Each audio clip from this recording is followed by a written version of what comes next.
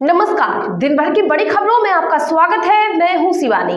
आज की खबरों में बात होगी नरवणे की किताब लेकर पहुंचे राहुल, संसद की सीढ़ियों पर ही बोला गद्दार की, और सुप्रीम कोर्ट में वकील बनकर पहुंची ममता।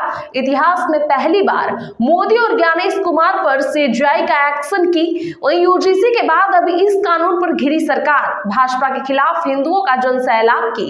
साथ ही बिरला के ऑफिस में जमकर हंगामा, मोदी को बचाने फिर ले आए नेहरू की। और खबर के अंत में बात होगी उत्तर प्रदेश में बैलेट पेपर से क्यों होंगे चुनाव, किसने किया खेल की। इसी के साथ आज दिन भर की सभी बड़ी और प्रमुख खबरों को जानेंगे विस्तार से।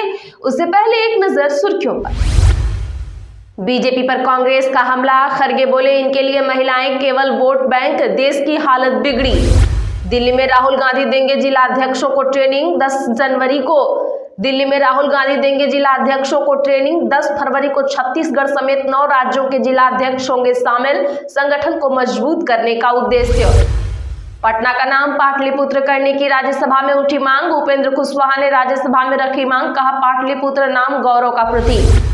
मणिपुर में खेमचंद ने सरकार बनाने का दावा किया पेश, शपथ ग्रहण शाम 6 बजे, 2 डिप्टी सीएम भी होंगे, कुकी नेता महिला उप मुख्यमंत्री होंगी। संसद की सीढ़ियों पर फिसले थरूर, अखिलेश ने संभाला, मोबाइल पर बात करते जा रहे थे, हाथ पकड़कर गाड़ी तक छुड़वाया। वह मेरे साथ हाथापाई करना चाहते थे, गद्दार दोस्त वाली टिप्पणी पर बिट्टू ने राहुल पर लगाया गंभीर आरोप। एमएलए फंड घोटाला को लेकर बलजीत यादव बोले भाजपा विधायक मुझे फंसाना चाहता, कोर्ट में ईडी की दलील, फर्जी फर्म बनाकर करोड़ों का फंड हड़पा।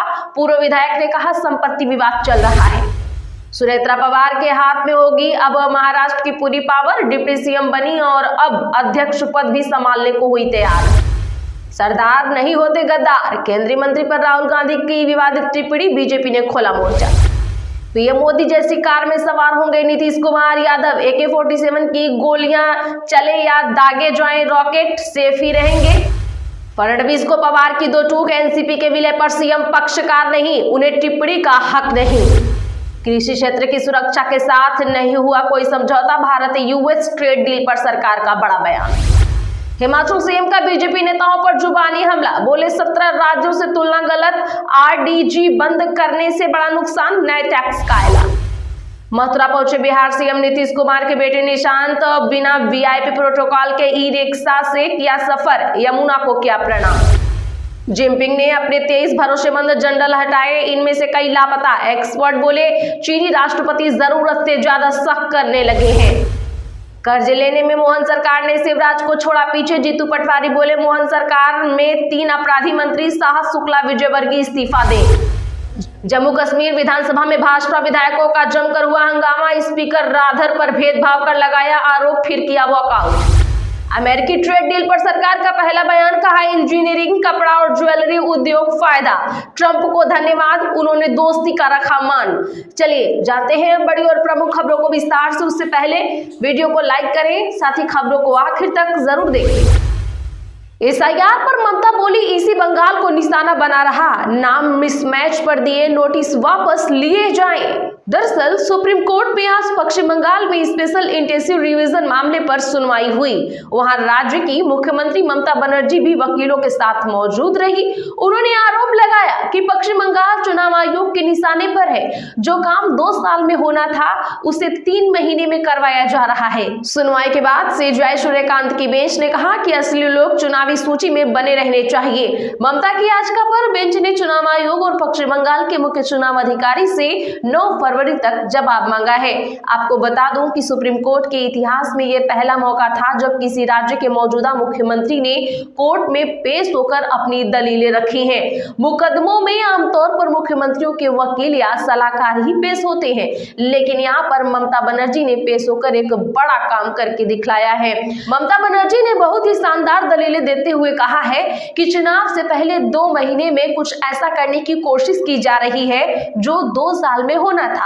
खेतीबाड़ी के मौसम में लोगों को परेशान किया जा रहा है। 24 साल बाद इसे 3 महीने में पूरा करने की जल्दबाजी आखिरकार क्यों है? 100 से ज्यादा लोगों की जान चली गई है। ईसीआई की प्रताड़ना के चलते बीएलओ की जानें जा रही हैं। बंगाल को निशाना बनाया जा रहा है। असम और नॉर्थ ईस्ट में क्यों नहीं हो रहा है ऐसा? SIR प्रक्रिया वोटर्स को शामिल करने के लिए नहीं बल्कि हटाने के लिए हो रही है। अब तक 58 लाख लोगों के नाम हटाए जा चुके हैं। तो क्या आप इनकी बातों से सहमत हैं? कमेंट में हमको जरूर बताएं। राहुल ने नरवणे की किताब दिखाई, बोले PM को दूंगा, केंद्रीय मंत्री को बताया गद्दार। दरअसल आर्मी चीफ MM नरवणे की जिस किताब को लेकर संसद में 2 दिन से हंगामा हो रहा है, राहुल गांधी आज वही किताब को लेकर संसद पहुंचे। उन्होंने कहा कि अगर आज PM आए तो उन्हें ये मैं किताब जरूर दूंगा। राहुल ने किताब का वह पेज खोल कर दिखाया जिसमें लिखा गया है कि प्रधानमंत्री ने आर्मी चीफ से कहा था जो उचित समझो वो करो। राहुल ने कहा कि सरकार और रक्षा मंत्री कह रहे हैं कि किताब का अस्तित्व ही नहीं है, देखिए ये रही किताब। राहुल ने कहा कि मुझे नहीं लगता कि प्रधानमंत्री आज लोकसभा में आने की हिम्मत करेंगे। अगर प्रधानमंत्री आते हैं तो मैं खुद जाकर उन्हें ये किताब सौंपूंगा ताकि वे इसे पढ़ सके और देश को इसके बारे में पता चल सके। इधर कांग्रेस के कुछ सांसदों ने बजट सत्र के 6ठे दिन संसद के मकर द्वार के पास प्रदर्शन कर रहे थे। इसी दौरान राहुल गांधी ने रवनीत सिंह बिट्टू को पास से गुजरते देखकर कहा, देखो एक गद्दार आ रहा है, देखिए इसका चेहरा। राहुल गांधी ने हाथ मिलाने की पेशकश करते हुए कहा कि हेलो भाई, मेरे गद्दार दोस्त, चिंता मत करो, आप वापस आ जाओगे। केंद्रीय मंत्री रवनीत सिंह बिट्टू ने हाथ नहीं मिलाया। उन्होंने मुस्कुराते हुए जवाब दिया कि देश के दुश्मनों से मेरा कोई लेना देना नहीं है।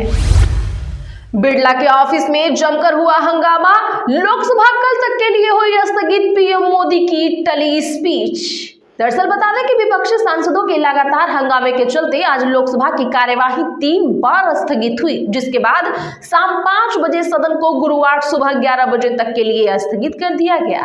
हंगामे के कारण PM मोदी का आज शाम 5 बजे होने वाला राष्ट्रपति के अभिभाषण पर धन्यवाद प्रस्ताव पर संबोधन भी टाल दिया गया। संसद में लोकसभा स्पीकर ओम बिड़ला के ऑफिस में विपक्ष और बीजेपी सांसदों के बीच बड़ी कहासुनी हुई।